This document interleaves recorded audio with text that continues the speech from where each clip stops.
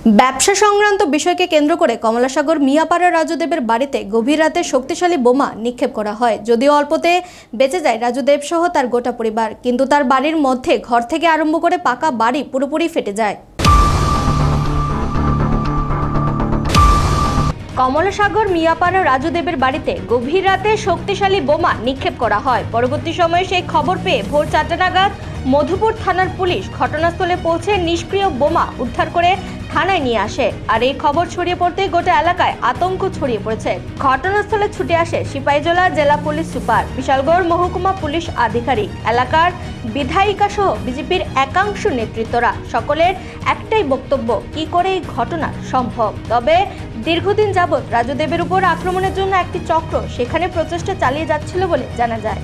কারণ রাজুদেব দীর্ঘদিন যাবৎ ওই জায়গায় বিভিন্ন ব্যবসা চালিয়ে আসছে। তাকে দুর্বল করার লক্ষ্যে একটা দুষ্ট চক্র তার পেছন ধাওয়া করে রেখেছিল।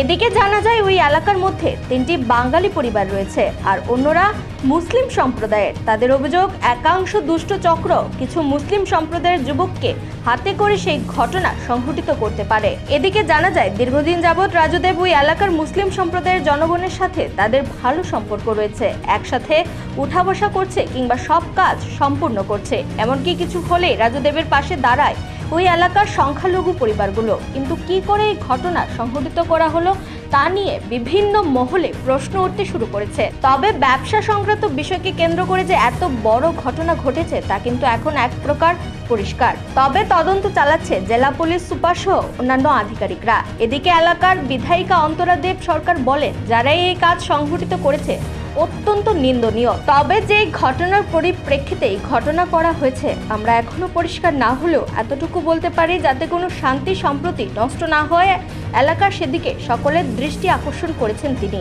আরও বলেন, এলাকার পরিবেশ নষ্ট করার জন্য একটা চক্র এসব প্রয়াস চালিয়ে আসছে, তাদেরকে দমন করতে হবে। পাশাপাশি তিনি অভিযুক্তদের দ্রুত গ্রেফতারের দাবি রাখেন প্রশাসনের নিকট। এদিকে এই ঘটনাকে কেন্দ্র করে গোটা এলাকার মধ্যে যাতে শান্তি সম্প্রতি নষ্ট না হয় প্রচুর সংখ্যক পুলিশ মোতায়েন করা হয়েছে ইতিমধ্যেই। গত রবিবারে হায়দ্রাবাদ গেছি ডাক্তার যেতাম, কালকে রাত্রে এসি।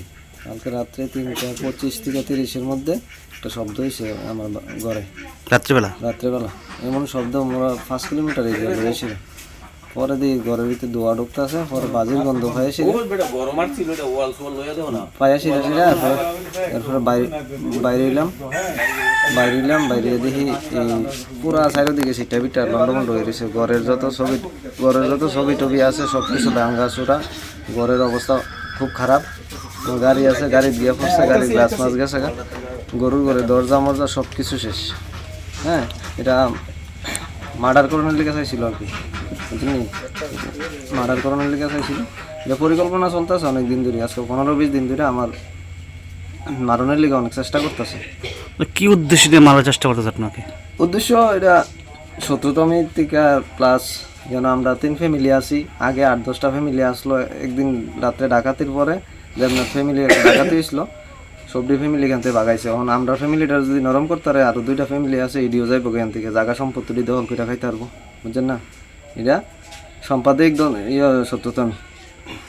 এমনিকে পুলিশ জানাচ্ছেন ব্যাপারটা? পুলিশ আইসে রাত্রে বোম টোম উদ্ধার করে লয়ে গেছে।